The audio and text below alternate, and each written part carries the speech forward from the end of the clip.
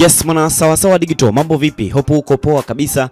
Niko na story ambayo inahusu jeshi la Uingereza ambalo liweza kuanzisha mashambulizi ya anga na Marekani ambayo yalilenga waasi wa Houthi huko Yemen. Sasa maafisa walisema mapema Jumatano hii iliyopita ikiwa ni kuhusika kwa mara ya kwanza kwa operesheni mpya kabisa ya Marekani inayolenga kundi lenye kuungwa mkono na Iran. Sasa Uingereza iliweza kutoa maelezo ya kina ya sababu ambazo zinakuwa zinaanzisha mashambulizi hayo.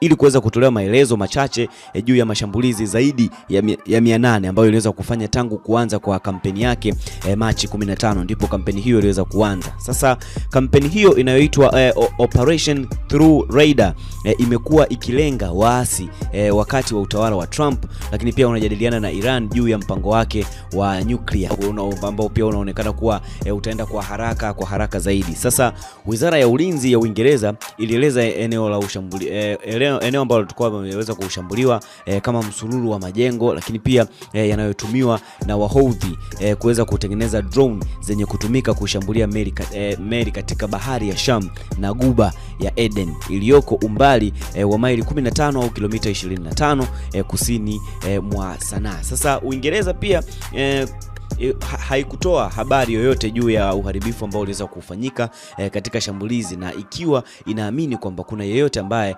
aliuawa. Houthi pia waliripoti mashambulizi kadhaa karibu na mji mkuu wa Yemen Sana ambayo iliweza kutekeleza tangu mwaka wa 2014. Hayo ni mambo ambayo pia yanaweza kutokea huko.